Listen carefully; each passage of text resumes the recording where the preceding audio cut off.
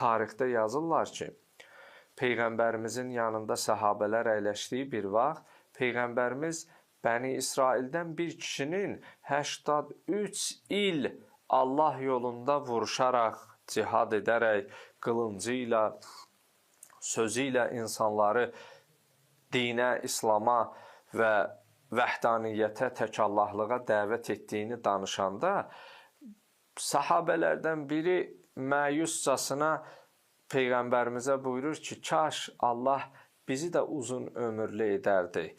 O ümmətlər, öncəki ümmətlər təki uzun ömürlü olaydı, biz də o savabları əldə edəydik.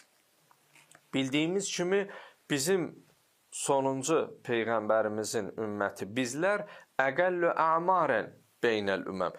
Ümmətlər içərisində ömrü ən az olan ümmətik.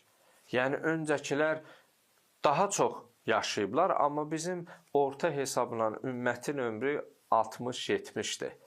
İmam Əli əleyhissalamın divanlarında var, buyurur, İzə aşəl fətası tinə əmən fanısful omr təmhəquhul ləyali.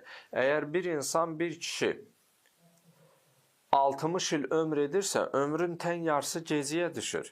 Yəni, 30 ilini yatmısan, yuxuda olmusan. Yuxuda Allah sənin etdiyin günahları səndən sorğu-sual eləməz. Yuxuda nələr baş verir, onlardan sən hesab-kitab olunmayacaqsan. Yəni, o Allah ki, ömrün tən yarısını sənə bağışlayıb keçibsə, bəs sən tən yarıda Allah üçün neyindən keçmirsən?